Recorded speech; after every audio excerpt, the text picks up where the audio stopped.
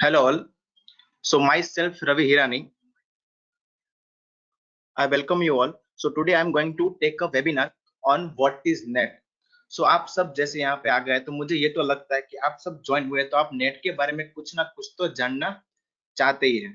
तो आज हम इसके बारे में पूरी की पूरी जो है वो नॉलेज लेंगे, लेकिन इसको स्टार्ट करने से पहले मुझे आपसे एक प्रॉमिस चाहिए और एक प्रॉमिस मैं आपको दूंगा। तो वो प्रॉमिस जो मुझे चाहिए वो ये है कि आपको ये पूरा का पूरा वेबिनार पूरे कॉन्सेंट्रेशन से अटेंड करना है। और इसको अटेंड करने के बाद मैं आपको प्रॉमिस देता हूं कि इस वेबिनार को अटेंड करने के बाद आपको नेट के बारे में कोई भी जो डाउट है वो नहीं रहेगा।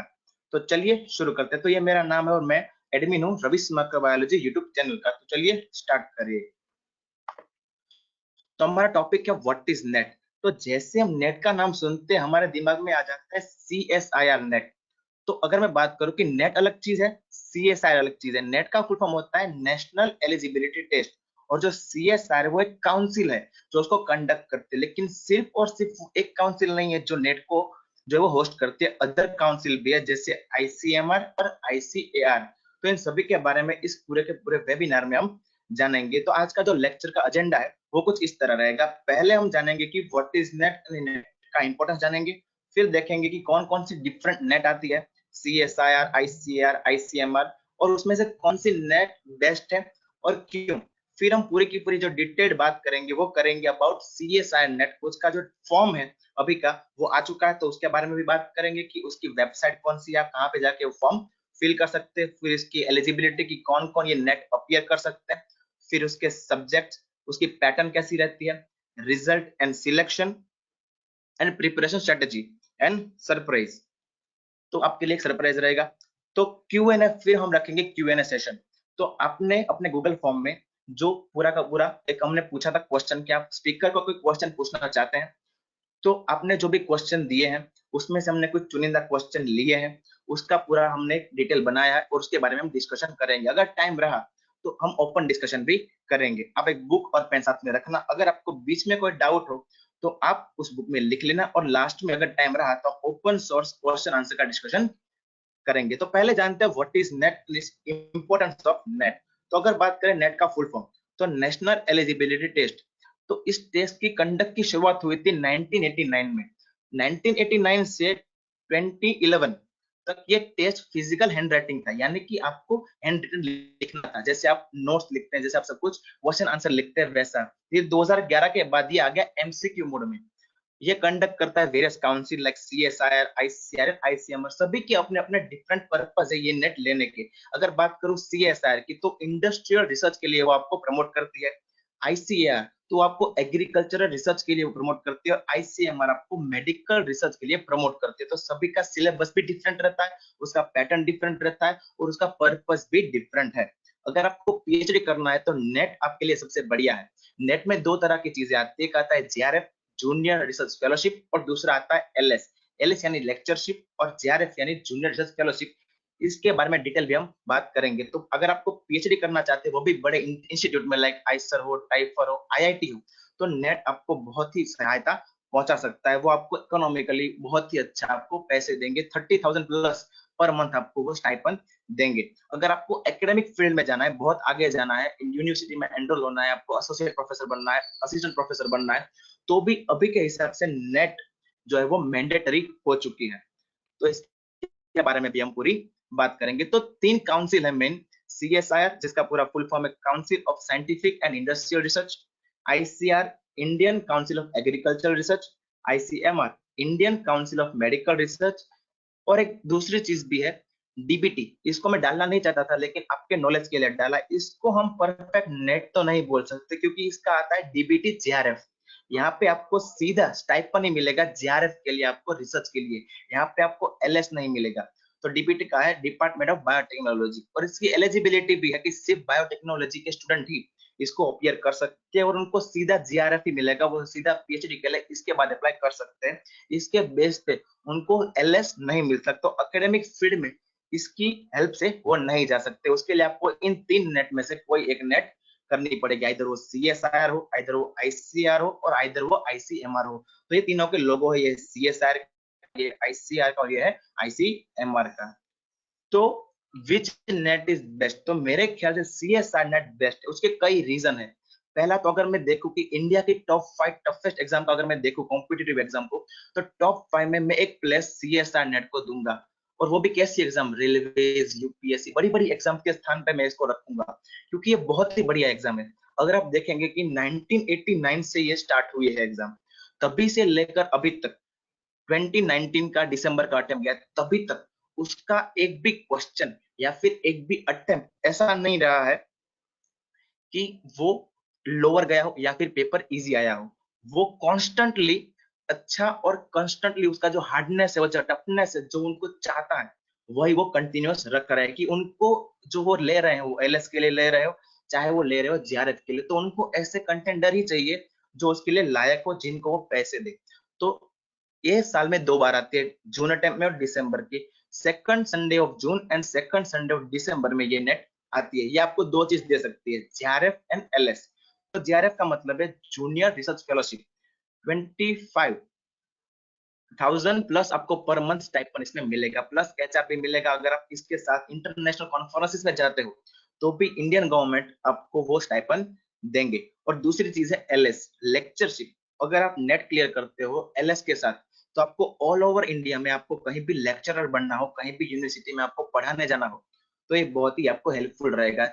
एलएस के लिए थोड़े मार्क्स कम चाहिए और जेआरएफ के लिए थोड़े मार्क्स ज्यादा चाहिए। उसके बारे में भी हम बात करेंगे। तो अभी बात करेंगे सीएसआईआर नेट के बारे में, पूरी की पूरी बात करेंगे कि जिसको आपका फंडा है वो क्लियर हो जाए। अगर मैं बात करूं कि हमारे जो क्वेश्चन आए थे, आपने जो गूगल फॉर्म में क्वेश्चंस लिखे थे, उनमें कई क्वेश्चन ऐसे थे कि सर ये नेट बहुत टफ है, हम कर नहीं पाएंगे, कोशिश बहुत कर रहे हैं। लेकिन अगर मैं एक बात बोलूं कि कोशिश करने वालों की कभी हार नहीं होती, और जो टफ चीज है उसको करने में तो मजा आता है। अगर इजी होता तो सब कर लेते। तो आपका नया करने का चीज क्या है? अगर आप दूसरों से अच्छा कर रहे हो, तो यही तो चीज है कि आपने ये चीज की है। तो हम बात करेंगे सीएसआर नेट के बारे में, एलिजिबिलिटी, उसके subject, pattern, result and selection, preparation strategy and उसका मटेरियल के बारे में। तो अभी का सीएसआर का 21 जून को एग्जाम है, उसका जो फॉर्म है वो आ चुका है। वो csirnet.nta.nic.in, इस वेबसाइट पे आपको यहाँ पे जो है वो नेट मिल सकता, उसका फॉर्म मिल सकता है। आप जल्द से जल्द उसको फिल कर देना। फिर बात करते हैं एलिजिबिलिटी।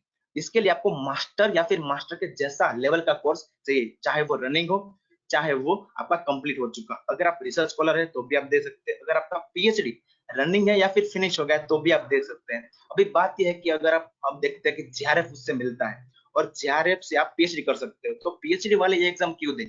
तो मैंने बोला कि एकेडमिक फील्ड में जो नेट है वो आपको मैंडेटरी हो चुकी है, और अगले सालों में भी नेट के बिना आपका एकेडमिक फील्ड में कोई भी फ्यूचर नहीं है। बहुत सारे क्वेश्चन आए थे कि हमें टीचिंग में जाना है, क्या नेट हमारे लिए जरूरी है, हमें नेट करना चाहिए, टीचिंग फील्ड में ये आगे जाएगा, इसका रूल क्या आगे आने वाला है? तो नेट आपको मैंडेटरी होने वाले, अभी से आप मन बना लेना कि आपको एक दो अटेम्प्ट में वो क्लियर करनी ही। इसकी प्रिपरेशन स्ट्रेटेजी भी आपको बताऊंगा कि स्मार्ट वर्क से आप कैसे इसको क्लियर कर सकते हो। एमफिल स्टूडेंट कर सकते हो और फार्मा वाले भी कर सकते हो। तो इसमें दो चीज आती है, B form and D form. तो पहले ऐसा था कि जो एम फार्म वाले थे, वही एम फार्म रनिंग हो या फिर पूरा हो गया वही नेट दे सकते थे। लेकिन पिछले 2 सालों से ये चीज बदल चुकी है। बी फार्म के स्टूडेंट भी अभी नेट है वो दे सकते हैं, अगर उनका फिनिश हो गया हो तो। और दूसरी चीज, बी फार्म के बाद आप अगर नेट देते हैं तो आपको एलएस नहीं मिलेगा, आपको सिर्फ और सिर्फ जेआरएफ मिलेगा पीएचडी करने के लिए। तो ये चीज आप दिमाग में रखना कि अगर आप बी फार्म के बाद सोच रहे हो नेट के बारे में, तो आपको एलएस तो नहीं मिलेगा, एकेडमिक फील्ड में वो आपको हेल्पफुल नहीं करेगा। लेकिन अगर आपको सीधा रिसर्च फील्ड में जाना है, तो आपको जेआरएफ ये नेट बिल्कुल दिलाएगा आफ्टर बी फार्म। तो वो 5 सब्जेक्ट में वो नेट ली जाती है, chemistry, earth science, life science, physics and mathematics. इन विषयों में से आप कोई भी एक विषय में आप अपनी जो नेट है वो अपियर कर सकते हो। सबके अलग अलग सिलेबस से, मोस्टली सिलेबस में सब कुछ इंक्लूड हो जाता है। अगर बात करूं केमिस्ट्री की, तो ऑर्गेनिक, इनऑर्गेनिक, जो भी सारे कंपोनेंट्स है केमिस्ट्री के, वो सारे आ जाते हैं। अर्थ साइंस में भी वैसा ही होता है। अगर बात करूं लाइफ साइंस की, तो जूलॉजी, बॉटनी, जेनेटिक्स, जो जियोमेट्री, सब कुछ जो चीज है, माइक्रोबायोलॉजी आता है, बायोटेक्नोलॉजी आता है, सब चीज इंक्लूड हो जाती है और एक बड़ा सा सिलेबस बना है। फिजिक्स के बारे में बात करें तो सारा फिजिक्स, क्वांटिटेटिव, क्वालिटेटिव, मैथमेटिक्स के बारे में बात करें तो उनका भी, यानी कि सब फंडा जो नेट में आ ही जाता है। तो अभी बात करते हैं कि पैटर्न कैसी है, तो वो सीबीटी मोड में अभी ली जाती है। सीबीटी यानी कंप्यूटर बेस्ड टेस्ट। 2019 जून तक ये फिजिकल मोड था, यानी कि आपको एग्जाम हैंड रिटन देना पड़ता था सेंटर में जाके। लेकिन 2019 दिसंबर से ये पैटर्न चेंज हो गई है। क्यों? क्योंकि जो सीएसआईआर है, उन्होंने पहले क्या था कि सीएसआईआर खुद ही एग्जाम कंडक्ट करता था, और वो कैसा रखता था कि वो फिजिकल यानी कि आपको हैंड रिटन टेस्ट फिजिकली देना पड़ता था, और उसका जो रिजल्ट है वो आपको 3 महीने के बाद मिलता था। तो बच्चों को क्या होता था कि पता नहीं रहता था कि हम पास होंगे नहीं होंगे, तो प्रिपरेशन अगर पेपर के बाद करना है या नहीं। तो अभी क्या हुआ, सीएसआर ने ये एग्जाम अथॉरिटी एनटीए को दे दी है, नेशनल टेस्ट एजेंसी को। तो ये सीबीटी मोड में कंडक्ट करते हैं, कंप्यूटर बेस्ड टेस्ट रहता है। इसमें क्या होता है, आपको जल्दी रिजल्ट मिल जाता है, जिनकी वजह से जो बच्चों को है वो जल्दी रिजल्ट मिल जाता है। और क्या है, पेपरलेस भी हो गया तो पेपर का भी जो है वो बचाव हो सकता है। तो अगर बात करें कि ये पूरी एग्जाम है वो 200 मार्क्स की रहती है। उसमें 3 पार्ट होते हैं, part A, part B and part C. इसके लिए आपको 180 मिनट यानी 3 घंटे मिलेंगे, और ऐसा नहीं है कि बीच में ब्रेक मिलेगा। आपको part A, part B and part C continuously आपको देना पड़ता है। तो सब में आपको एडवांटेज भी मिलेंगे। जैसे पार्ट ए देखे तो सभी सब्जेक्ट के लिए इसका सिलेबस कॉमन है, क्योंकि इसमें मैथमेटिक्स, बेसिक, लॉजिकल जो सब कुछ आता है, एप्टीट्यूड, वैसा ये पार्ट ए सबके लिए कॉमन रहता है। चाहे वो केमिस्ट्री का हो, चाहे वो मैथमेटिक्स का हो, चाहे वो अर्थ साइंस का हो, चाहे वो फिजिक्स का हो, चाहे वो लाइफ साइंस का हो, तो सबके लिए पार्ट ए का सिलेबस कॉमन रहता है। लेकिन पेपर में चेंज रहता है, क्योंकि क्या होता है, 2 शिफ्ट में पेपर होता है। मॉर्निंग शिफ्ट 9 से 12 की, और फिर होता है आफ्टरनून शिफ्ट 2 से 5 की। तो पेपर अलग रहता है पार्ट ए का, लेकिन जो सिलेबस है वो कॉमन रहता है। उसमें आपको 20 क्वेश्चन दिए जाते हैं, सभी के मार्क्स 2 रहते हैं, लेकिन आप उसमें से मैक्सिमम 15 ही अटेंड कर सकते हैं, जिससे आपको मिलेंगे 30 मार्क्स। यानी कि आपने पहले जो 15 सिलेक्ट किए हैं वही आपके इंक्लूड किए जाएंगे, उसके मार्क्स के आपको इंक्लूड किए जाएंगे। और इसमें एक चीज बताना भूल गया कि इसमें माइनस सिस्टम भी है, कि 25% आपका माइनस रहेगा, कि अगर आपने इसमें से पार्ट ए में से कोई क्वेश्चन फिल किया और उसका आपका आंसर गलत रहा, तो 0.5 मार्क्स आपका माइनस हो जाएगा फाइनल स्कोर में से। तो ये आपको एक एडवांटेज है कि 5 एमसीक्यू आपको ज्यादा मिलते हैं एज अ ऑप्शनल। ऐसा नहीं है कि जो दिए गए हैं उनमें से आपको फिल करना है, थोड़े क्वेश्चन ज्यादा दिए गए हैं। अगर बात करें पार्ट बी की, तो अकॉर्डिंग टू योर सब्जेक्ट, यानी अगर आपने सिलेक्ट किया है केमिस्ट्री, अगर आपने सिलेक्ट किया है लाइफ साइंस, अगर आपने सिलेक्ट किया है अर्थ साइंस, फिजिक्स या फिर मैथमेटिक्स, तो वो आपको उसी सब्जेक्ट के क्वेश्चन ही वो पूछेगा। उसमें 50 क्वेश्चन रहते हैं, इसमें भी 2 मार्क्स के हर एक क्वेश्चन का जो वेटेज है वो रहता है। लेकिन इसमें से आपको मैक्सिमम 35 अटेंड करने रहते हैं, यानी कि आपको 15 जो क्वेश्चन है वो एज एडवांटेज मिलते हैं चॉइस के लिए। Hello, I am audible? सबको साउंड आ रहा है? Hello, is there an issue? Wait a minute. Hello, okay, I am sorry for that. So part B में आपको आपके सब्जेक्ट के जो क्वेश्चन है वो पूछे जाते हैं।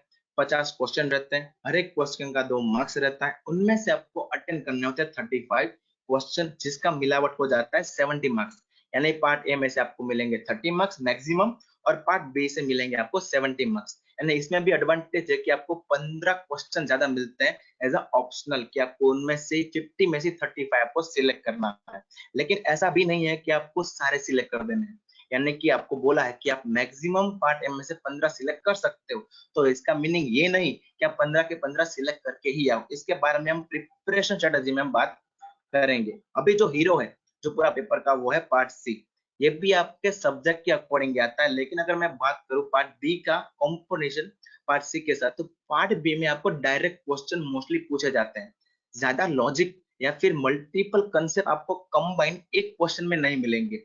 लेकिन पार्ट सी में ये सब चीज होती है। क्यों होती है? क्योंकि यहाँ पे आपको एक क्वेश्चन का 2 नहीं लेकिन 4 मार्क्स मिलेगा, और आपको ऑप्शन भी ज्यादा मिलेंगे। कैसे? इसमें 75 क्वेश्चन होते हैं, और उनमें से आपको सिर्फ और सिर्फ 25 अटेंड करने रहते हैं, जिससे हो गए आपके 100 मार्क्स।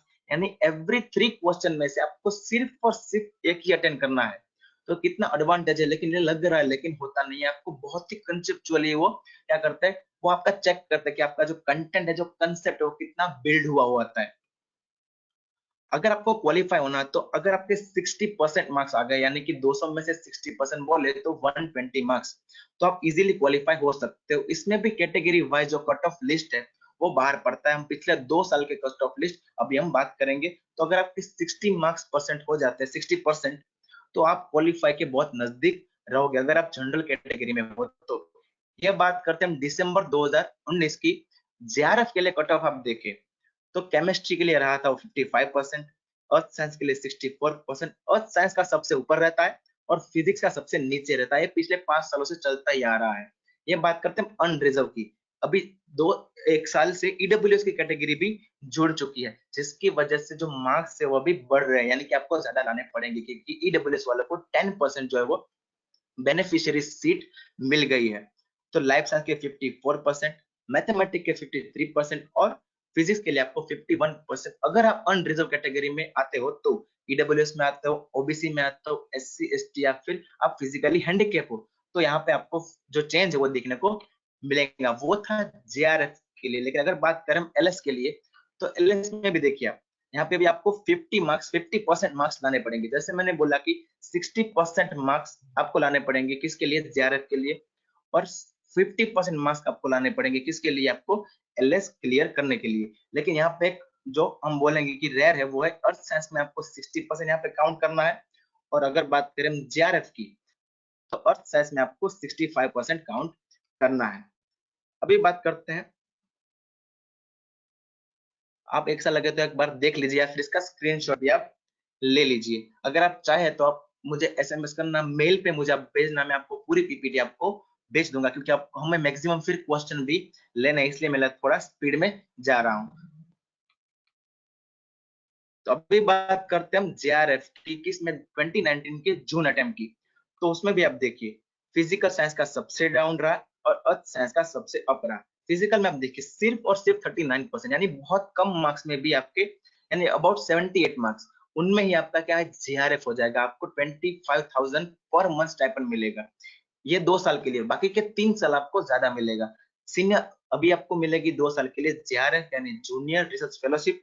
फिर 2 साल के बाद आप सब कुछ अपना वर्क प्रेजेंट करोगे, फिर आपको मिलेगा प्रमोशन और आपको मिलेगा एसआरएफ, सीनियर रिसर्च फेलोशिप। इसका आप स्क्रीनशॉट ले लेना या फिर आप चाहे तो मैं आपको सेंड कर दूंगा। ये बात कर रहे हैं हम अभी एलएस की। तो एलएस में भी देखिए सबसे ज्यादा रहा मैथमेटिक्स में 50%, नहीं अर्थ साइंस में 51%, जैसे मैंने बोला। और साइंस में सबसे ज्यादा रहता है और फिजिक्स में सबसे कम रहता है एज यूजुअल। सभी अटेम्प्ट की अगर आप बात करें तो कुछ ऐसा ही रहता है। कई बार क्या होता है, लोग बोलते हैं कि जून अटेम्प्ट में और दिसंबर अटेम्प्ट में पेपर चेंज रहता है। थोड़ा बहुत रहता है, क्यों? क्योंकि जून अटेम्प्ट के लिए साइंटिस्ट जो पेपर निकालते हैं उसकी पैनल अलग है, और जो दिसंबर अटेम्प्ट के लिए जो पेपर निकालते हैं उसकी साइंटिस्ट की पैनल भी अलग है। अब बात करेंगे कि वो सिलेक्ट कैसे करते हैं, आपको ये कट ऑफ निकलता कैसे है। तो पहले क्या था कि जिन लोगों ने अपीयर किया है उनमें से टॉप 6% को वो जेआरएफ और एलएस क्या देते थे। लेकिन अभी चीज क्या हुई है कि उनको लिमिटेड फंड मिल रहा है, और जो बच्चे हैं वो ज्यादा अभी अपीयर कर रहे हैं, तो उसकी वजह से उनको डिस्ट्रीब्यूशन में बहुत प्रॉब्लम आ रहा है। इसीलिए वो क्या करते हैं, लिमिट रखते हैं कि उनको 400 बच्चों को ही जेआरएफ देना है या फिर 200 बच्चों को ही जेआरएफ देना है। उसके अकॉर्डिंग जो कट ऑफ है वो बाहर आता है। तो एग्जाम लेता है एनटीए, जैसे मैंने बोला नेशनल टेस्ट एजेंसी। ऐसा क्यों हुआ, क्यों सीबीटी मोड में लेना पड़ा? सीबीटी मोड के खुद के डिसएडवांटेज भी है, बहुत डिसएडवांटेज है। आप जब एग्जाम देंगे तो आपको पता चलेगा। इसका एक रिव्यू वीडियो भी मेरी रविश माइक्रोबायोलॉजी चैनल में है। 2019 का डिसेबल का टाइम जो फर्स्ट टाइम सीबीटी मोड में रहा था, उसमें बहुत लोगों को प्रॉब्लम आई थी, क्योंकि इसके क्वेश्चन बहुत लंबे होते हैं। और हम बात करें अगर डेस्कटॉप स्क्रीन पे, तो हमें आधा क्वेश्चन नहीं दिखता है, तो हमको घड़ी घड़ी स्क्रॉल डाउन करना पड़ता है क्वेश्चन और एमसीक्यू में। तो एनटी आपकी एग्जाम लेगा तो आपको विद इन 20 डेज में वो क्या कर देगा, आपको आपका स्कोर कार्ड दे देगा। आपको रिजल्ट नहीं देगा, यानी कि आपको ये नहीं बताएगा कि आपका जेआरएफ हुआ है या फिर एलएस हुआ है। ये क्या करेगा, आपको स्कोर कार्ड दे देगा कि 200 में से या फिर जितने मार्क्स का आपने अपियर किया है, जितने मार्क्स का आपने फिल किया है, उनमें से आपके कितने मार्क्स कौन कौन से पार्ट में, part A, part B and part C में से आपके आए, ये आपको बता देगा। यहाँ पे एनटीए का काम खत्म हो जाएगा और ये जरा डेटा अभी जाएगा सीएसआर की ऑफिस में, और वो लोग सिलेक्ट करेंगे कि उनमें से कितने बच्चों को उनको जेआरएफ देना है और कितने बच्चों को एलएस देना है। तो विद इन 2 वीक में वो भी आ जाएगा, यानी कि अल्टीमेटली 1 मंथ में आपको क्लियर जो रिजल्ट है वो मिल जाएगा इस सीबीटी मोड से। अभी बात करेंगे प्रिपरेशन स्ट्रेटेजी। ये बहुत बड़ी चीज है। तो पहला है डू स्मार्ट वर्क। तो एक चीज बोलता हूं मैं, एक होता है गधा और एक होता है लायन। गधा जैसे हम देखते हैं कि वो बहुत ही हार्ड वर्किंग होता है। अगर आप सोच रहे हो कि हार्ड वर्क ही ओनली की है सक्सेस की, तो वो बिल्कुल गलत है, क्योंकि तो सारे मजदूर अभी बहुत अमीर होते हैं, ना कि अमीर लोग। क्योंकि हार्ड वर्क नहीं, स्मार्ट वर्क मेरे ख्याल से सबसे ज्यादा इंपॉर्टेंट है। कैसे स्मार्ट वर्क? जैसे मैंने बोला कि जो डोंकी है वो पूरा का पूरा दिन काम करता है, बहुत मेहनत करता है, फिर भी वो गधा का गधा रह जाता है, हम उसको स्टूपिड ही बोलते हैं। लेकिन लायन दिन के 4 घंटे ही जगता है और अपना काम करता है, अपना शिकार करता है, फिर भी हम उसको किंग ऑफ द जंगल बोलते हैं, क्योंकि वो स्मार्ट वर्क करता है, वो उसने अपनी जो प्रतिभा है वो बनाए रखी है। आपको लर्न कैसे करना है? अगर आप सिलेबस देखेंगे तो सिलेबस बहुत ही बड़ा है। अगर आप हार्ड वर्क के लिए जाएंगे कि आपको पूरा का पूरा सिलेबस कंप्लीट करना है, आई गारंटी आप 5 साल में भी वो कंप्लीट नहीं कर पाएंगे, क्योंकि सिलेबस बहुत ही लंबा होता है। तो आपको क्या करना है, क्वेश्चन से सिलेबस तक जाना है, यानी कि पिछले 3-4 अटेम्प्ट के आपको पेपर सिलेक्ट करना है, और उनमें से आपको देखने हैं सारे क्वेश्चन कि कौन कौन से टॉपिक में से फ्रीक्वेंटली क्वेश्चन आते हैं, क्योंकि सिलेबस इतना बड़ा है तो हर पॉइंट में से क्वेश्चन तो बिल्कुल नहीं आएंगे। और ऐसा कभी नहीं हुआ है कि हर बार नया ही कोई टॉपिक उन लोगों ने सिलेक्ट कर लिया हो। एक बार टॉपिक सिलेक्ट होता रहता है, लेकिन कई टॉपिक कांस्टेंट है। अगर मैं बात करूं लाइफ साइंस की, तो कैंसर का टॉपिक ले लीजिए, सेल साइकिल रेगुलेशन ले लीजिए, पेडिग्री ले लीजिए, इन सारे टॉपिक्स पे फ्रीक्वेंटली आपको 4 मार्क्स में क्वेश्चन मिलेंगे। तो ये टॉपिक तो आपको करना ही है। तो ऐसे आप 50 to 60 टॉपिक जो है वो सिलेक्ट कर लीजिए, जिसपे फ्रीक्वेंटली क्वेश्चन आते रहते हैं। फिर देखिए कि वो कितना अंदर तक जाते हैं, कितना डेप्थ में पूछते हैं। अगर बात करूं कैंसर की, तो कैंसर में हर साल नई जो रिसर्च हुई है कैंसर के बारे में, उस तरह वो पूछते हैं। तो आपको कैंसर का पहले रिसर्च रेफरेंस बुक में से आपको पढ़ लेना है। फिर आपको क्या करना है, 1-2 दिन पहले एग्जाम की आपको जो भी कैंसर में रिसर्च हुई है उनका 1-2 रिसर्च पेपर रिसेंटली आपको पढ़ लेना है। क्वेश्चन उनमें से ही आता है, तो आपको वो भी चीज ध्यान में रखनी है जब आप पेपर एनालाइज करते हो। तब एनालाइज ईच अटेम्प्ट पैटर्न, की कौन सी पैटर्न में वो पूछ रहे हैं।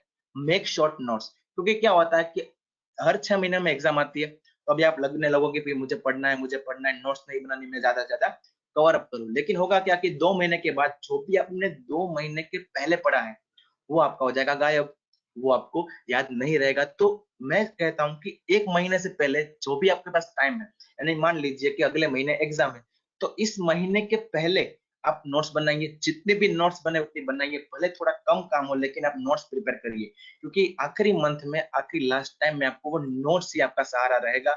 आप फिर रेफरेंस बुक चेक करने नहीं जाओगे, आपको कुछ पता नहीं चलेगा। और self study is the best study. मेरे ख्याल से कोचिंग क्लास में जाना, मेरे ख्याल से, मेरा पर्सनल जो मैं बताऊं, तो व्यर्थ है, क्योंकि आप जितना सेल्फ स्टडी करोगे उससे आपको ज्यादा कॉन्फिडेंस भी बिल्ड होगा और आप अच्छे से वो कर भी पाओगे। और वो तो क्या करवाएंगे कि आपको ज्यादा से ज्यादा रट्टा मरवाएंगे, लेकिन आपको रट्टे से नहीं, आपको अपने अट्टे से काम लेना है। Revise all the thing in last month rather than making notes. आखिरी मंथ में आपको कोई नोट्स नहीं बनानी है, क्योंकि अगर आप ऐसे सोचते हो कि आखिरी मंथ में मुझे ज्यादा से ज्यादा पढ़ लेना है, जो मैंने पढ़ा नहीं है वो मुझे पढ़ लेना है, उसके हिसाब से क्या होगा कि आपने जो पहले पढ़ा था पिछले 5 महीने, वो आपका सब काम बिना हो जाएगा। आप जब क्वेश्चन देखेंगे तो लगेगा ये क्वेश्चन मुझे आता तो, लेकिन अभी याद नहीं आ रहा कि कौन सा एमसीक्यू राइट है। तो आपने जो भी पढ़ा हुआ है, जो भी आपने तिजोरी में रखा हुआ है, वो तो आपको सबसे पहले रिवाइज करना है, फिर नई चीजें देखिए। और मैं बोलता हूँ आखिर के 5 दिन सिर्फ और सिर्फ आप क्वेश्चन सॉल्व कीजिए और कुछ नहीं, हर टॉपिक के क्वेश्चन मैक्सिमम सॉल्व कीजिए। इससे क्या होगा, आपकी ग्रिप आएगी। अगर आप देखेंगे कितने सारे क्वेश्चन रहते हैं पेपर में और मिलते हैं सिर्फ और सिर्फ 180 मिनट्स, जो कि बहुत ही मेरे ख्याल से कम है, तो आपको क्या करना है, ग्रिप लानी पड़ेगी हर क्वेश्चन सॉल्व करने के लिए। Go with proper plan. ऐसा नहीं करना है कि आपने जो भी क्वेश्चन देखा कि पार्ट ए में 15 जो है वो फिल करना है, पार्ट बी में आपको 35 फिल करना है और पार्ट सी में आपको 25 फिल करना है। ऐसे बिल्कुल नहीं जाना है कि आपको सभी फिल कर देने हैं। इसकी वजह से आपको नेट कभी क्लियर नहीं होगा, आपको कभी भी 200 मार्क्स का नहीं आने वाला। 0 भी वही ला सकता है जिसको सब कुछ आता हो नेट में, और 200 भी वही ला सकता है जिसको सब कुछ नेट में आता हो। तो अगर मैं आपको सीधा प्लान बताऊं, तो आप अगर आप मान लीजिए आप जनरल कैटेगरी में आते हो। Hello hello, any sound problem? Hello, technical team काम कर रही है, आई अपोलोजाइज। हेलो,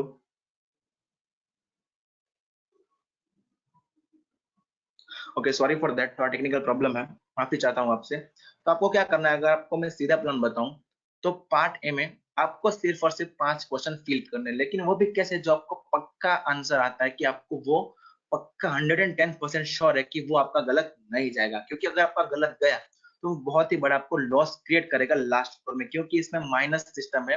आपका 25% वो लोग आसानी से कट कर देंगे, इसकी वजह से फाइनल स्कोर कार्ड में आपको बहुत ही बड़ा लॉस होगा। तो अगर बात करें कि पार्ट ए में अगर आप सिर्फ और सिर्फ 5 क्वेश्चन फिल करें तो वो हो गए 10 मार्क्स।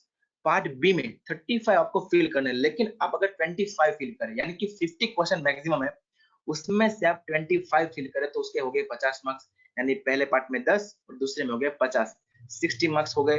और पार्ट सी में अगर आप करेंगे 15 क्वेश्चन फिल, यानी कि 17 में से आपको सिर्फ और सिर्फ 15 क्वेश्चन सिलेक्ट करने जो आपको 110% आते हैं, और अगर आप वो फिल करोगे तो आपके वो हो गए 15 चौक 60, यानी कि 60 पार्ट ए और बी में से, और 60 मार्क्स हो गए पार्ट सी में से, तो हो गए 120 60%। ये बात कर रहा हूँ जनरल वालों के लिए, इसमें 5 प्लस माइनस आप कर सकते हो। ये देखिए, इसको बोलते हैं प्रॉपर प्लान।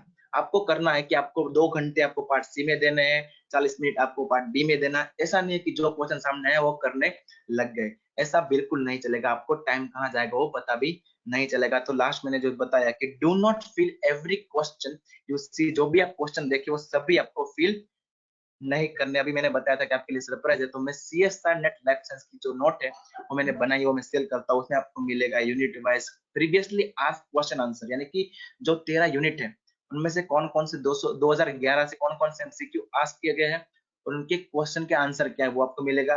12 साइंस की एनसीईआरटी नोट मिलेगी जो पार्ट बी में आपको बहुत ही हेल्पफुल करेगी, और जो मोस्ट एमपी क्वेश्चंस है उसकी 60 प्लस आपको नोट मिलेगी। वो मटेरियल में सेल करता था 419 में, लेकिन अभी आप मेरी जो सेमिनार है वो फिल कर रहे हो, इसके लिए आपको 10% ऑफ मिलेगा।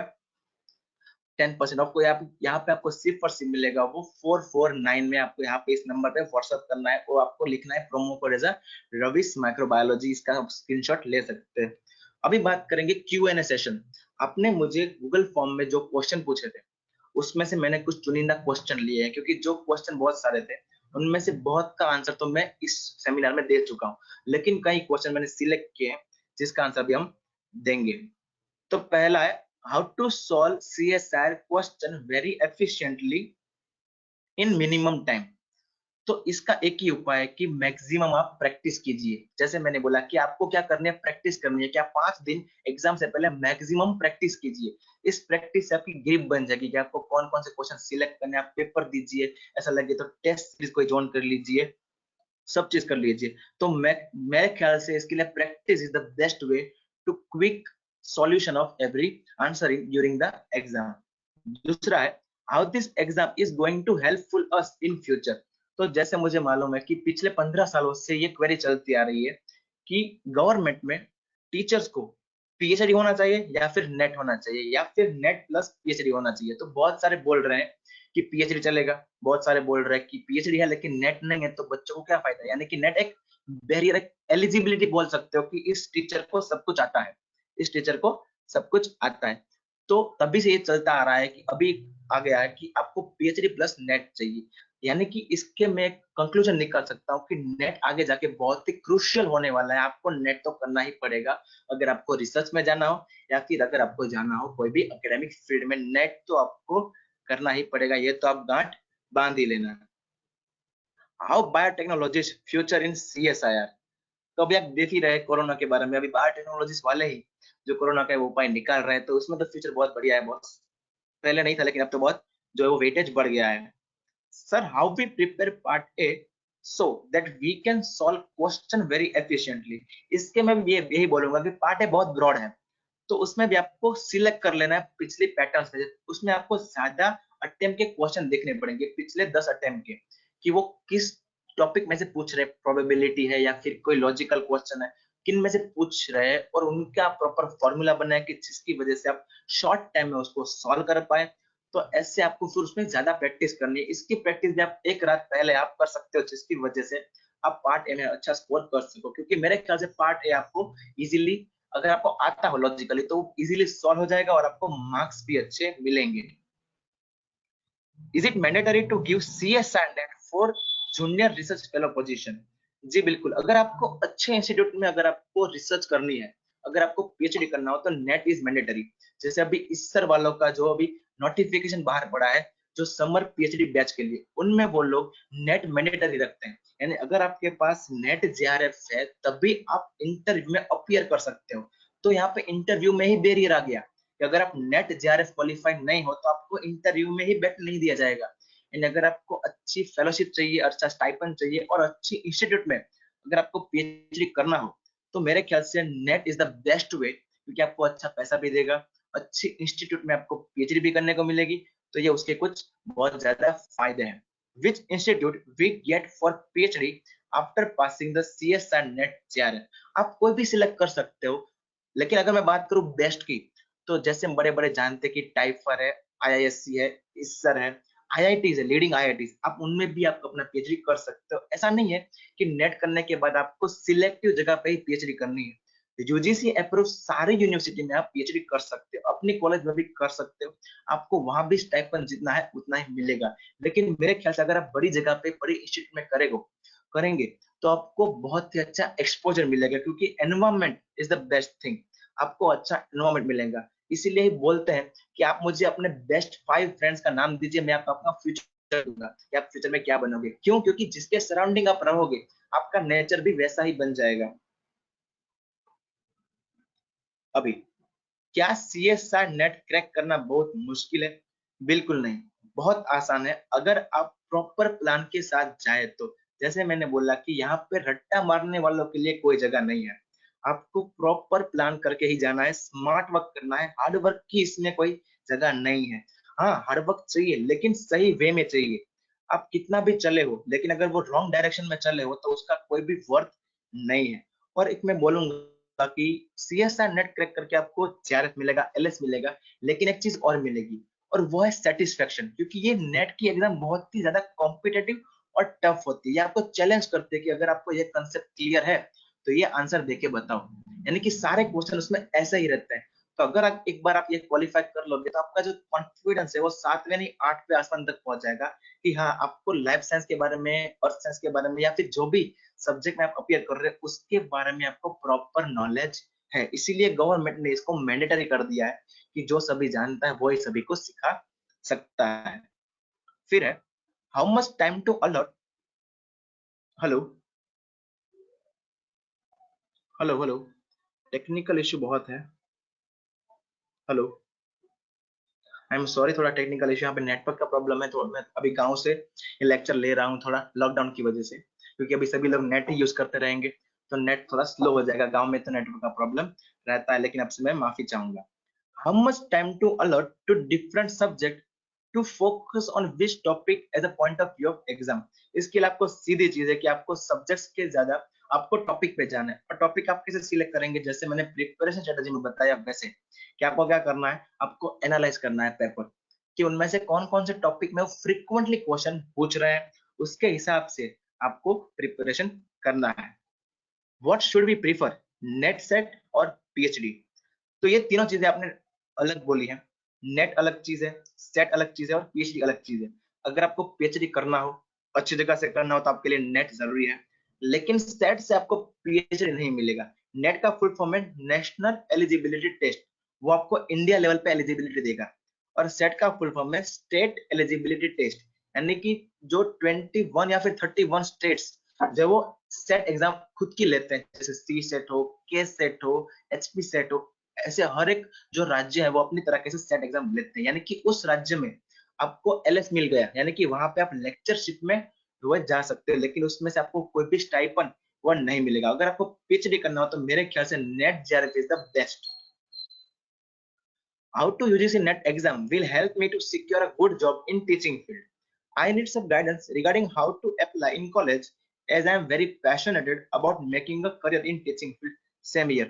So चीज क्या है कि इसमें आपको मिलेगा एलएस जो कि पूरे जो इंडिया में है वो एलिजिबल है। तो आपको नेट तो करना ही है, नेट करेंगे तो आपका वेटेज बढ़ जाएगा, आपका अच्छा से चीज आ जाएगी। तो नेट की मदद से आप, मैंने पहले बोला है कि आपको टीचिंग फील्ड में जाना हो, एकेडमिक फील्ड में जाना हो तो नेट इज मैंडेटरी, आपको नेट तो चाहिए रहेगा। When we pick a particular topic, then there are number of books available and the question asked in exams are different than what we read actually. So how much in detail we will have to go in a particular topic. इसका भी सीधा उत्तर है कि आपको देखना है topic, यानी कि आपको क्वेश्चन पेपर देखेंगे, वहां पे आपको टॉपिक मिलेगा कि कौन से टॉपिक में से क्वेश्चन पूछे गए हैं। फिर उस टॉपिक में से पूछे गए क्वेश्चन को आपको एनालाइज करना है पिछले 5 अटेम्प्ट में से, कि इस टॉपिक में से पिछले 5 अटेम्प्ट में क्वेश्चन कैसे पूछे गए हैं। तो अभी आपने बोला कि ये मोस्टली होता है कैंसर के टॉपिक में। अगर बात करूं लाइफ साइंस की, तो कैंसर के टॉपिक में हर बार होता है, जो पढ़ के जाते हैं उसके बारे में आता ही नहीं। क्यों? क्योंकि वो रिसेंट रिसर्च के बारे में पूछते हैं।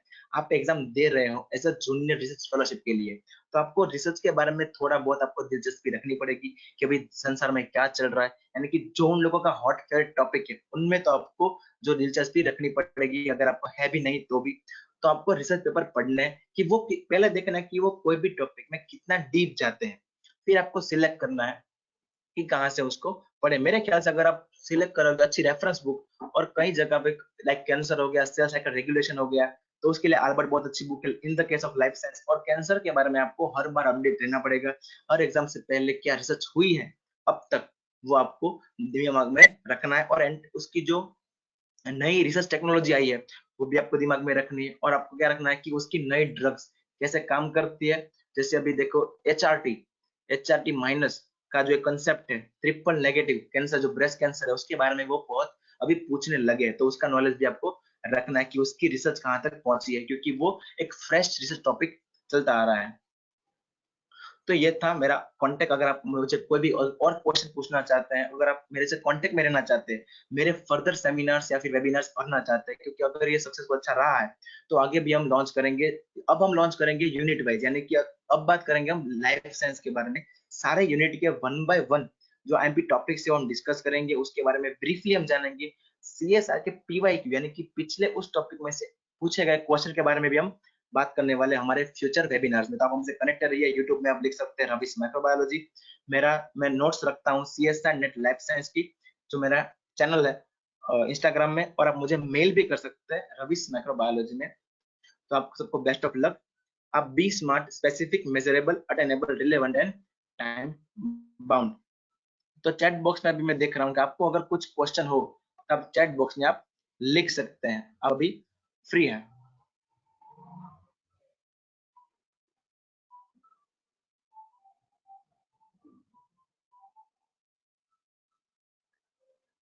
तो कोई क्वेश्चन अभी आ नहीं रहा है, तो आई थिंक आपको सब कुछ पता चल गया है। तो मेरे ख्याल से जो मैंने प्रॉमिस आपको दिया था वो मैंने पूरा किया है, कि आपको अभी नेट के बारे में कोई भी जो डाउट है वो नहीं रहा होगा। और आपने भी आपका प्रॉमिस पूरा किया होगा कि आपने भी पूरा का पूरा जो कंसंट्रेशन है वो इस आधे घंटे पौने घंटे में आपने दिया होगा। तो हमसे कनेक्टेड रहिए, हमको मैसेज करते रहिए। चलिए इस वेबिनार को हम यहाँ पे ही फिनिश करते हैं। Bye bye, best of luck.